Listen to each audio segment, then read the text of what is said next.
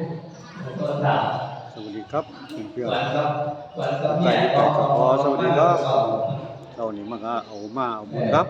วัดโพธารามบ้านสังแก่นตำบลแดงอำเภอสว่างแดนดินครับจังหวัดสกลนครส่วนกำลังพิจารณาอาหารอยู่ครับส่วนเน้นภาคฤดูร้อนหลายองค์ครับหลายองค์หลายรูปเป็นกลับมาบวชศึกษาทำความเพียรนำครูบาอาจารย์ในวัดโพธารามนะครับ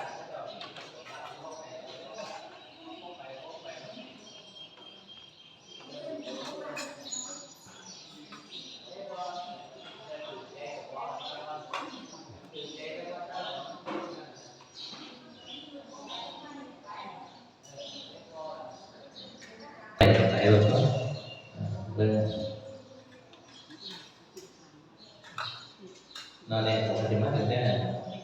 อันนั้นเรื่องที่นี่มันโยมก็ได้เนาะมันก็โยมเหมือนมันก็อยากเอาไปหลายเรื่องนั่นออกรถกับเห็นรถแง่เลยตัวมันแล้วไปรถนี่คือวิธีชาวพุทธบ้านสังแก่นค เรา รับ ประเดี๋ยวจะเป็นอย่างถ้าเรื่องรถแง่เลยเนาะของจังหวัดสกลนครภาคอีสานครับญาติธรรมชาวพุทธมาทำบุญทุกเมื่อเช้าวันครับวัดโพธารามบ้านสังแก่นจริงหรือไม่ได้เป็นอย่างปวดหัว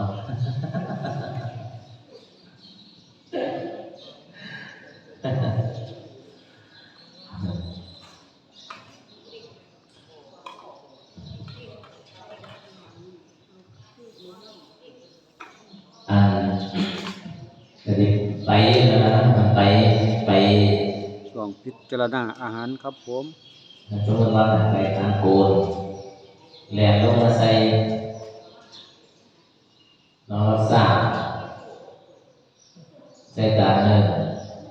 มันเป็นพอดีดีใจก็แห่ประมาณนั้นโอ้แล้วลงที่12นะได้ลงที่12ส่วน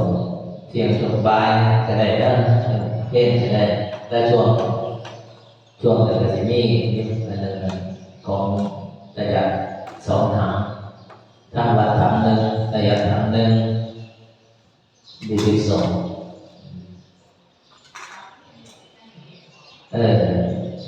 เดี๋ยวเบิ้ลหน่อยวันที่13มันก็สิพักว่าหลายแต่โยกเสียหลายว่าถ้าเกิดมาวอดมาล่ำลบ13อันนี้ไม่พอที่แน่ๆกันทางวัดกันกาแฟ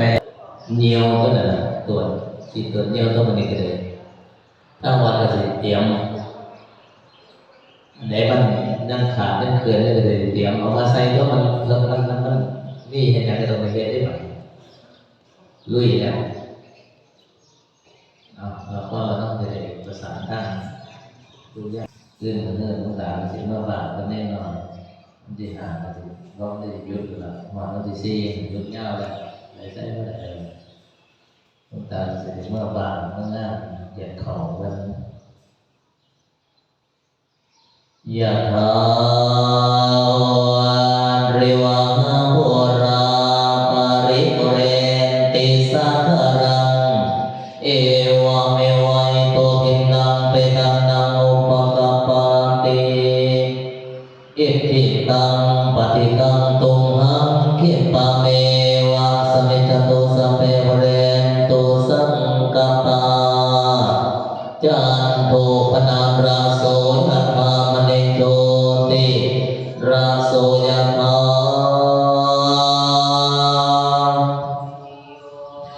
วิวัชชันตุสัพพะโรโควินาศตุเตหะ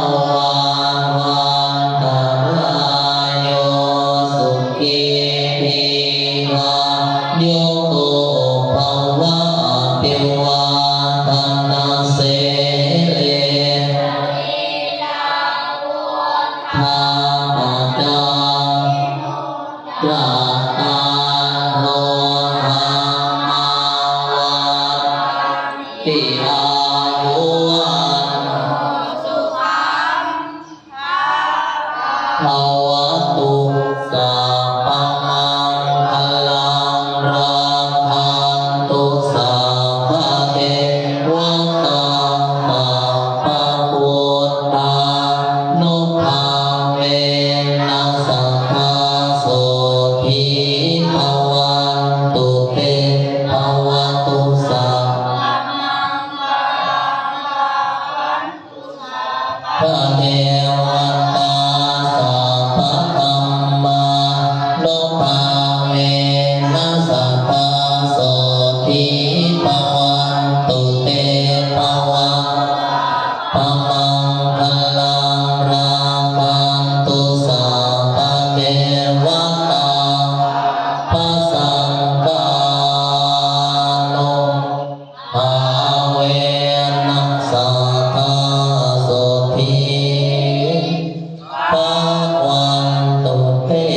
มินาปุญญกรรมินาปัจจัญญตุโลตระจันปัปปะระจามัตตปิตังจัจตาตาปิจัมมังมังโจริโยจันทิมาราชาโกนานาราปิจามรัมมัมมะลาจาอินตันจันตุโลปัตตาลาจเทวตายาโมวิตามานนอัจจตาเวริกาปิจัสสัพเพสัตตาสุขิโยตุปุญญาปัตตาตานิเมสุขันติวิตังเตตุขิปังอิปิตาบุญญาตัมปานาโตมัมมังนัสสันตุสัพพะตาเยวายะตาจัตโตภะเวโอจุจิตตังสติสัลเลโมริยัมหินามัลลาลาปันตุโลกาสังฆตุจจาวริเยสุเมปะวาโรนาโตธัมโมนาโตวารุตตโมนาโตปัจเจกพุตโตจัสสังโฆเทโสตมานุภาเวนะมาโลกาสังลาพันตุมา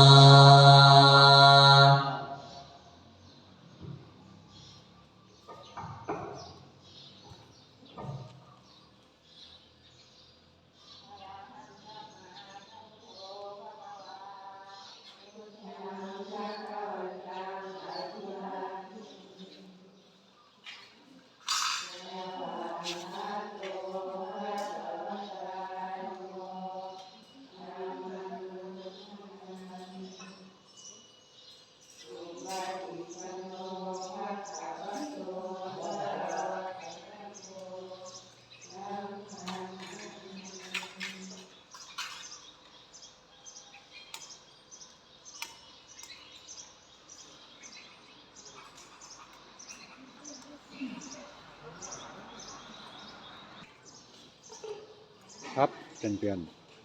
มือนี่แหละได้มาทำบุญวัดโพธิ์ล่างครับพระสงฆ์เพิ่นก็